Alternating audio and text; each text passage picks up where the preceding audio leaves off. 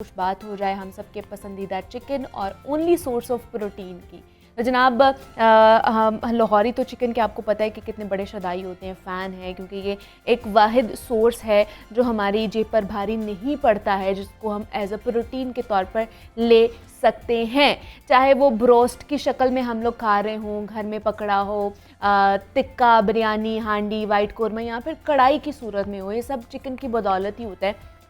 अगर यूँ कह लें कि चिकन लाहौरियों की ज़िंदगी का एक अहम जुज़ है तो मेरा ख्याल है गलत साबित नहीं होगा, और इसके बगैर तो ज़िंदा रहना मुहाल ही है। लेकिन अब ज़िंदा रहना हमें सीख लेना चाहिए, क्योंकि पोल्ट्री इंडस्ट्री तबाही के दहाने पर पहुंच चुकी है। 12 अक्टूबर से सोयाबीन और कैनोला बीज से लदे बहरी जहाज़ ताहाल क्लियरेंस के मुंतज़िर हैं, और हुकूमत की अदम तवज्जो की वजह से ये मसला संगीन से संगीन तर होता जा रहा है। पोल्ट्री इंडस्ट्री के पास ज़्यादा से ज़्यादा सिर्फ 5 या फिर 6 दिन का सिर्फ स्टॉक बच गया है।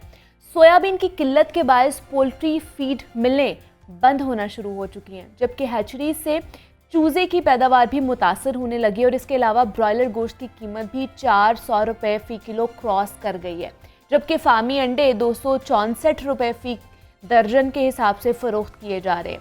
मुर्गी खुराक का जो थैला है वो 8 माह के दौरान 3,500 रुपये से बढ़कर 6,700 रुपये की बुलंद तरीन कीमत पर पहुंच चुका है। हैचरी से पैदावार गुज़श्ता साल से 30% कम हो गई है। लेकिन सवाल ये है कि जनाब हुकूमत सोयाबीन के हवाले से क्लियरेंस क्यों नहीं दे रही है? क्या वजह है कि पोल्ट्री इंडस्ट्री तबाही के दहाने पर इस वक्त पहुंच रही है? पोल्ट्री इंडस्ट्री को तबाही से कैसे बचाया जा सकता है? मामलात कैसे हैंडल किए जा सकते हैं? मुर्गी और अंडों की जो कीमत है उनमें इजाफे को कैसे रोका जा सकता है? ऐसे बहुत से और सवालात हैं जो आज हम उनके जवाबात लेंगे। हमारे साथ इस वक्त मौजूद हैं जनाब अब्दुल करीम भट्टी साहब हैं, साबिक चेयरमैन है पाकिस्तान पोल्ट्री एसोसिएशन के। सर, आपको वेलकम कहती हूँ जागो लाहौर में। कैसे हैं आप? शुक्रिया जी, बहुत अच्छा। अब्दुल करीम साहब, जैसे मैंने बात की कि ओनली सोर्स ऑफ प्रोटीन है ये गरीब आदमी का, मतलब हम लोग मीट या बीफ नहीं अफोर्ड कर सकते, वो उनकी कीमतें तो आसमान से बातें कर रही हैं, लेकिन अब पोल्ट्री की कीमतें भी आसमान से बातें करना शुरू हो गई है। अब गरीब पर ये भी भारी पड़ना शुरू हो गया है। तो क्या वजह है कि इसकी कीमतें एक तो फ्लक्चुएट कर रही हैं, मतलब बढ़ी ही जा रही हैं, कम नहीं हो रही हैं? देखिए, एक तो पिछले कोई 3-4 साल से जो कॉस्ट ऑफ प्रोडक्शन है वो बहुत बढ़ गई। अच्छा। वो प्रैक्टिकली ऑलरेडी जो 3 गुना हो गई पिछले 5 साल में इनपुट कॉस्ट, जिसमें रॉ मटेरियल्स की कॉस्ट है, और पोल्ट्री तकरीबन कोई 60% इसकी जो इनपुट है वो इंपोर्ट होती है। सही। और डॉलर की वैल्यू बढ़ने के साथ उसके बाद गवर्नमेंट ने इंपोर्ट ऑफ रॉ मटेरियल पर ड्यूटीज और सेल्स टैक्स भी लगा दिया। उसकी वजह से ऑलरेडी ये 3 गुना बढ़ चुकी थी, अगर हम 2016 या 15 से ले लें। जी जी।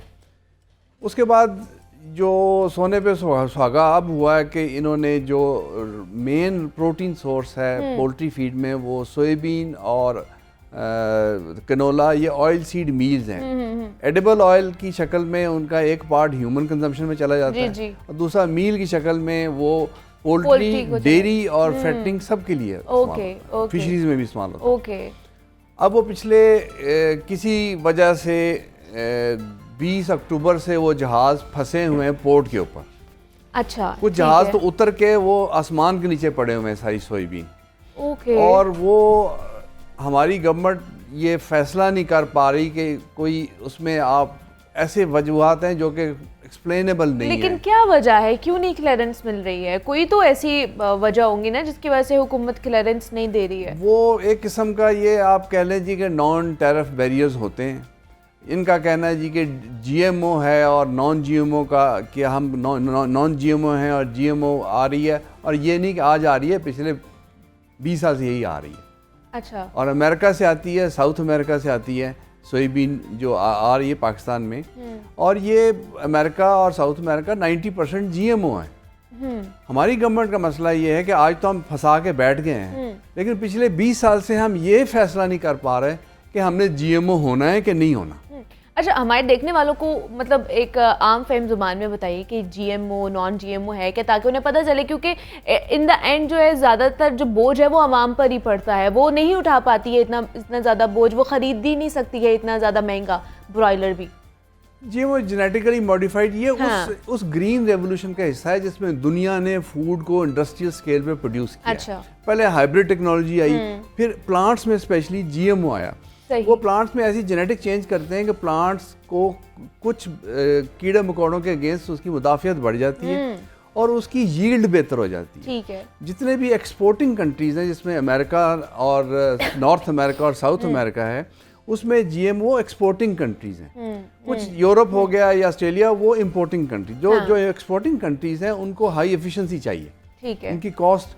तो आज अगर हम दुनिया में खुराक की किल्लत नहीं है, इसीलिए है कि पहले हाइब्रिड टेक्नोलॉजी आई, फिर जेनेटिक मॉडिफाइड आई। ये एक रेवोल्यूशन है, एक साइंटिफिक डेवलपमेंट है। अच्छा। अगर हम इसको रेजिस्ट करते रहेंगे, अगर अमेरिका 90% जीएमओ है, तो हम कौन सा कोई ऐसा साइंटिफिकली डेवलप्ड इलाका हमारा है कि हम उसको एक्सेप्ट ही नहीं कर रहे और हम अभी अपना वो कानून ही नहीं सही कर रहे। और उसकी बजाय हम एक चीज़ आ रही है पिछले 15-20 साल से, अचानक हमें जाग आती है, हम कहते हैं जी नहीं ये तो जीएमओ हम नहीं खा सकते। अच्छा। जो कि वही चीज़ पिछले 15-20 साल से आ रही हम लोग खा भी रहे है थे, और उसको बंद करके बैठे हुए हैं। और यहाँ पे हमारे जो फीड इंडस्ट्री है उसके पास 4-5-6 हफ्ते का मील होता है, क्योंकि हर महीने ये जहाज आते हैं, ओके। प्रोसेस होते हैं, एडिबल ऑयल लोगों में जाता है, ठीक है। कैनोला के और सोयाबीन के। और हम उनको 10 अक्टूबर के बाद हमें पता लगा जी कि ये तो जीएमओ आ गया जो कि पिछले 20 साल से आ रहा है, इसको बंद कर दो। वो बंद करके बैठे हुए हैं और फैसला हो नहीं पा रहा। कुछ लोगों का अना का मसला है, कुछ लोग एलिगेशन लगाते हैं। तो सिर्फ एक यही वजह है जिसकी वजह से क्लियरेंस नहीं हो रही है, और भी कॉजेज हैं?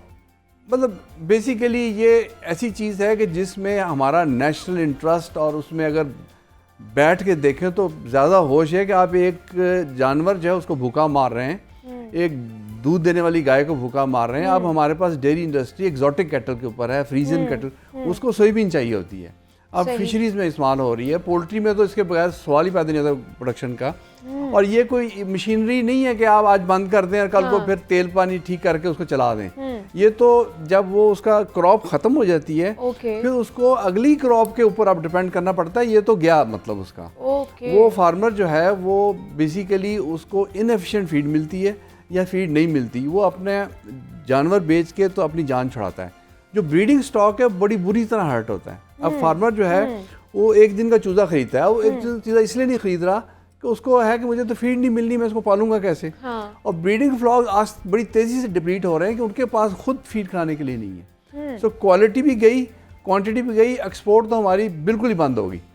तो ये इतना बड़ा नुकसान है। और इसमें एक फैक्टर के जी जीएमओ का नहीं, जीएमओ, और ये 20 साल से हम मीटिंग्स अटेंड कर रहे हैं और ये फैसला नहीं कर पाई गवर्नमेंट ऑफ पाकिस्तान के जी जीएमओ करना है कि नहीं करना। नहीं, तो जब से ये एलसी बंद हुई है, आप लोगों ने मीटिंग की है गवर्नमेंट के साथ, उनको बताने की कोशिश की है कि कितना नुकसान हो जाएगा? ऑलरेडी बहुत ज़्यादा नुकसान जी हर लेवल पे की है, बल्कि आपने तो मीडिया में देखा होगा तल्ख कलामी हुई है, गाली गलौज भी हुआ है, रोज़ मीटिंग होती हैं, लेकिन सम हाउ वो आपको पता है ना कि वो मैना मानू कई दफ़ा होता है और अनएक्सप्लेन्ड होता है कि ये जो टैरिफ बैरियर्स हैं, अमेरिकन एम्बेसडर तक भी इसमें हमने इन्वॉल्व किया, उनसे भी इनपुट दी, काउंसलर भी जो लाहौर में की, लेकिन सम हाउ ये अब कहते हैं छूट गया, लेकिन छुटने के बाद भी अभी तक पोर्ट से कोई ग्रेन नहीं हिला।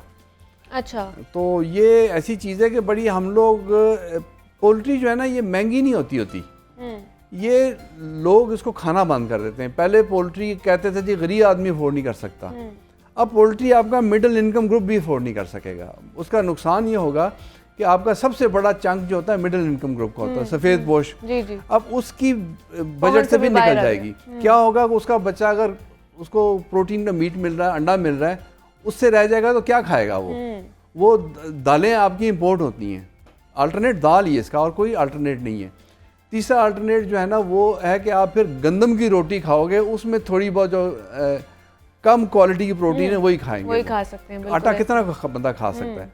तो ये इसमें सबसे ज़्यादा नुकसान ये नहीं मैं कहता कि मुर्गी महंगी हो जाए, नुकसान नहीं है, नुकसान है कि आपका फर्दर कुछ लोग इससे महरूम हो जाएंगे। लेकिन मुर्गी महंगी भी तो होगी, लोगों की अफोर्डेबिलिटी में नहीं आएगी तो लोग खाना छोड़ देंगे, और वो लोग खाना छोड़ देंगे जिनको ज्यादा जरूरत है। एग्जैक्टली हाँ, अफोर्ड ही नहीं कर पाएंगे। लेकिन सर हम पहले देखते थे कि मुर्गी 150 रुपए किलो, 200 रुपए किलो, मतलब इतनी थी इसके प्राइजेस ऊपर नहीं जाते थे, अब यहाँ तक आती ही नहीं है, 300 से ऊपर ही इसके प्राइजेस रहते हैं, अब 400 से भी ऊपर तजावुज़ कर चुकी है और अगर इस तरह सूरत हाल रही तो ये 500-600 तक भी पहुँच जाएगी। पिछले दिनों में हमने देखा था जब इसकी किल्लत पैदा हुई थी तो ये 500-600 तक चली गई थी। तो अभी भी इम्कानात हैं, ये इसके प्राइस को कोई रेगुलेट करता है, कोई रेगुलेटरी बॉडी है जो इनको देखे कि इनके प्राइसेस को हमने मेंटेन करना है? पोल्ट्री की आज अगर जो कॉस्ट ऑफ इनपुट कॉस्ट आपकी हो गई है ना, पोल्ट्री की एक नॉर्मल इस वक्त कीमत 300 रुपये किलो जिंदा की वो फार्मर को घर पे पड़ेगी। अच्छा, ठीक है। जो अब हरकत हुई है इसके बाद कुछ नहीं कहा जा सकता। ये तो था कि सोयाबीन नॉर्मल आती रहे, इस डॉलर वैल्यू का आपका 70-80 रुपये डॉलर बढ़ गया, आपका फ्यूल जो है ना 100 रुपये बढ़ गया आपका, और ये अभी नहीं पिछले 6-7 साल से मुस्तकिल राइज। फिर गवर्नमेंट ने एक और जो काम किया कि उन्होंने इनके रॉ मटेरियल जो इम्पोर्ट होते हैं, हाँ जी, उनके ऊपर सेल्स टैक्स और ड्यूटीज़ भी लगा दी। अब अच्छा। सोयाबीन अगर आती है तो उसके ऊपर कम से कम कोई 30-35% के टैक्सेस लग जाते हैं, जो कि ज़ाहिर है वो कॉस्ट ही इंक्रीज़ करते हैं सारे। तो ये गवर्नमेंट को बड़े गौर से करना चाहिए कि जो रॉ मटेरियल्स प्राइमरी फूड्स के लिए, प्राइमरी फूड्स का मतलब है दूध, गोश्त, अंडे, सब्ज़ी, फ्रूट, इनके लिए जो रॉ मटेरियल इंपोर्ट होते हैं उन पे किसी किस्म का इंपोर्ट टैक्स नहीं लगना चाहिए। ठीक है। और वो रॉ मटेरियल्स ऐसे हैं जो कि पाकिस्तान में पैदा नहीं होते, इंपोर्ट ही करने बाहर पड़ेंगे, से आना बाहर पड़ता से ही आने। ओके। खाद आती है, केमिकल्स आते हैं, बीज आता है। हम खुद नहीं ये तैयार कर सकते क्या? वो तो हमारी इंडस्ट्री नहीं है वो इतनी कैपेबल। हम जरूर तैयार कर सकते हैं, लेकिन हाँ। वो एकदम नहीं हो सकता। ठीक है। वो जिस तरह सोयाबीन का लोग कहते हैं हम खुद उगाएंगे, उगेगी, लेकिन ये 2-3-4 साल का फिनोमेना, 5 साल का। लेकिन मीनवाइल आप उसके ऊपर कदगन लगा देंगे इंपोर्ट की। अब तो इन्होंने इसको कहते हैं नॉन टैरिफ बैरियर, कि वो बैठे बैठे उन्होंने लगा दिया ये टैरिफ के जी ये तो जीएमओ है। अचानक आज पता लगा जीएमओ है तो जी बंद कर दो, और बंद करके बैठे हैं, उसके सख्ती से बंद करके बैठे हैं। मिनिस्ट्री ऑफ फूड सिक्योरिटी बैठी हुई है, प्लांट प्रोटेक्शन वाले बैठे हुए हैं, वो उस पर फैसला ही नहीं कर पाते। और वो कोई इनको गलत ये फीड करता है, एक गलत सो कॉल्ड एक्सपर्ट के जी सोयाबीन के बगैर भी फीड बन जाती है। अच्छा, this is very wrong. Soybean के बगैर फीड बनने का सवाल ही पैदा नहीं होता। ये वो बंदा कह सकता है जो आज से 30 साल पहले की दुनिया में रह रहा होगा, वो कह सकता है जी कि सोयाबीन के बगैर फीड बनती अभी है। नहीं अब बनेगी बिल्कुल फीड। सवाल ही पैदा नहीं होता फीड बनने का। सोयाबीन होगी तो बनेगी, नहीं बनेगी तो फीड इनएफिशिएंट होगी, फीड ख़राब होगी। अच्छा। और जब आप किसी चीज़ को ख़राब फीड दें तो उसकी उल्टा ज़्यादा नुकसान होता है। वो इसी तरह होता है कि जिस तरह आपने गाड़ी को डीजल डाल के, पेट्रोल डाल के चला के खड़ा कर दिया, तो उसका तो डिस्टेंस कोई ट्रैवल नहीं करती ना। तो ये पोल्ट्री का ये बड़ा ज़रूरी है कि पोल्ट्री को ऑप्टिमम खुराक मिले, तभी वो मोस्ट एफिशिएंटली चले। अब जैसे क्रॉप का अगर पानी बंद कर दें और पानी बंद करने के बाद दोबारा पानी देंगे भी तो क्रॉप तो डैमेज होगी ना। बिल्कुल ऐसे ही। हाँ। अब ये क्रॉप तकरीबन हम काफ़ी हद तक नुकसान कर बैठे हैं। अब गवर्नमेंट को चाहिए कि अब इन प्रोड्यूसर्स के साथ बैठे, इनसे बात करें, इन्हें अगला काम करने के लिए इनके साथ कोई ना कोई ग्रांट दे या इनके लिए कोई सपोर्ट दे। अच्छा, ये पहली दफा हुआ है कि इंपोर्ट को मतलब एलसी को बंद किया गया है? इससे पहले भी हुआ था? इस हद तक पहली दफा हुआ। ये पहली दफा हुआ। इस हद तक कभी भी नहीं हुआ कि इतनी अनरीजनेबल तरीके से, इतनी सख्ती के साथ, विदाउट रियलाइजिंग के इकोनॉमी किधर जाएगी, विदाउट रियलाइजिंग के प्रोड्यूसर का क्या बनेगा, इन्होंने इतनी। और ये एक और बात है, जीएमओ की जो सिग्निफिकेंस है ना, वो उगाने के लिए है, बीज के ऊपर जीएमओ होती, खाने के लिए जीएमओ की सिग्निफिकेंस कोई नहीं है। एक चीज़ आपने लेनी है और खा लेनी है। वो जेनेटिकली मॉडिफाइड ऑर्गेनिज्म जो है वो उसकी सिग्निफिकेंस है अगर आपने उगाना हो। अच्छा, ये तो आपने खानी है, ये तो आपने एडिबल ऑयल ह्यूमन कंजम्पशन में जाना है और मील जानवरों ने खाना है, जानवरों को आगे इस्तेमाल करना है। तो इसमें बड़ी अनफॉर्चुनेट है कि उसके बल्कि उसमें बारे में नेगेटिव आर्गूमेंट भी बहुत आ गए लोगों को कंफ्यूज करने के लिए कि जी ये ख़राब है, ये सेहत के लिए। अब अमेरिका में 90% जीएमओ में पता नहीं हमारी सेहत कितनी ख़राब उनसे ज़्यादा है। तो ये चीज़ें हमें देखनी पड़ेंगी कि गवर्नमेंट के कुछ ज़िम्मेदार लोगों को कि अगर कोई ऐसा बयान देते हैं जो कि सोने पे सुहागा हो जाता है कि ऑलरेडी बेड़ा गर्क हुआ हुआ, उसके बाद पब्लिक को भी कंफ्यूज करें, तो ये बड़ी काम जो है ना तो सर मुझे बताइए, फिर पोल्ट्री इंडस्ट्री भी माशाल्लाह इतनी बड़ी इंडस्ट्री है, बहुत सारे करोड़ों लोग इससे वाबस्ता हैं, और अगर इसको नुकसान होगा तो बहुत से लोग बेघर हो जाएंगे, बेरोज़गार हो जाएंगे। पहले ही सैलाब की तबाहकारियाँ भी हमारे सर पे हैं, उन्हीं को हम कोप अप नहीं कर पा रहे हैं। तो क्या सैलाब की वजह से भी इस इंडस्ट्री को नुकसान पहुंचा है? कितने % नुकसान पहुंचा है? क्या उससे निकल पा रहे हैं हम अभी? सैलाब को पोल्ट्री में देखें तो 5% नुकसान, हाँ 95% नुकसान ये इन्होंने खुद इन्होंने किया एलसी की वजह से। और बदकिस्मती है कि सोयाबीन आई है, वो रिलीज हो गई है, डॉलर पे हो गए हैं, वो आसमान के नीचे पड़ी हुई इम्पोर्ट पे पड़ी हुई है। अब जिद ये है कि इसको हमने वापस भेजना है, चाहे यहाँ पे वो अच्छा वापस भेजना, ये जिद कर रहे हैं। जिस तरह आप घर के बाहर देख रख दें, घर वाले भूखे बैठे हो, आपने ये देख का क्वालिटी ठीक नहीं, हमने वापस भेजनी है, घर वाले भूखे बैठे हुए हैं, तो देख घर के बाहर पड़ी हुई है। ये तो इस तरह है कि जिस तरह इंटेंशनली प्लान होके किसी चीज़ का सत्यानाश मारने वाली बात कि आवाम को रिलीफ नहीं देना, इंटेंशनली ये किया जा रहा है। अच्छा तो आगे आने वाले दिनों में भी फिर इम्कानात हैं कि इसके बढ़ेंगे, प्राइसेस बढ़ेंगे, इसके रेस होंगे? असल में ये पोल्ट्री जब चूज़ा जिस दिन डलता है ना, उसके कोई 5-6 हफ्ते के बाद वो टेबल पे आता है जी। तो अब ये नौबत, जब इन्होंने 20 अक्टूबर को बंद किया तो महीने सवा महीने का तो स्टॉक होते हैं जी, वो डिप्लीट हुए पहले जी। अब ये नौबत, इस वक्त ये नौबत आई है कि मुर्गी जो है वो महंगी है और फार्मर चूज़ा नहीं डाल रहा। वो चूज़े को कई दफ़ा तलफ करना पड़ता है क्योंकि उसका कस्टमर ही कोई नहीं होता, लेके कोई नहीं जाता उसको। ठीक है। तो अब ये नौबत का मतलब है कि हो सकता है कि अगले 4 या 5 हफ्ते के बाद इतनी कीमत ज़्यादा हो सकती है कि जिसमें बहुत सारे लोग हमारे बेचारे उसको उनकी पॉकेट से निकल जाएंगे, उसके पॉकेट से निकल जाएंगी। मैं ये नहीं कहता कि 5,000 रुपये किलो हो जाएगी, लेकिन आपके तकरीबन कोई 30-40% पॉपुलेशन जो है ना, वो अगर कोई मुर्गी खा रहा है तो वो जाएगा जी मुझे 1 पाव दे दो, या 4 मुर्गियाँ खा रहा है तो वो कहेगा जी हफ्ते में 1 मुर्गी दे दो। तो वो उसके बच्चों को, उसकी फैमिली को वो प्रोटीन नहीं पहुंच सकेगी जो कि पिछले कई अरसे से पहुंच रही है। ये तो ऐसी चीज़ है, इसका तो आप कोई वो 2 + 2 4 होता है, इसमें तो ये तो नहीं कि आपने कहीं से पैदा कर लेनी है। वो तो अब जो नौबत आई है, अगर अब भी सोयाबीन को इमरजेंसी बेसिस पे नहीं पहुंचाया गया तो इट्स विल बी इरिवर्सिबल। जो नुकसान होगा हमारा वो गोश्त में भी, दूध में भी, अंडों में भी, डेयरी प्रोडक्ट्स में भी और पोल्ट्री में भी जो है खासा नुकसान हमें उठाना पड़ेगा। और दूसरा ये कि ऑब्वियसली ऑटोमेटिकली हमारी ये प्रोडक्शन नहीं होगी तो जो कीमतें हैं वो भी आसमान को छुएंगी और जो हमारी क़ुव्वत ख़रीद से बाहर चली जाएंगी ये चीज़ें। हमारे साथ अब्दुल करीम भट्टी साहब मौजूद हैं, साबिक चेयरमैन हैं पाकिस्तान पोल्ट्री एसोसिएशन के।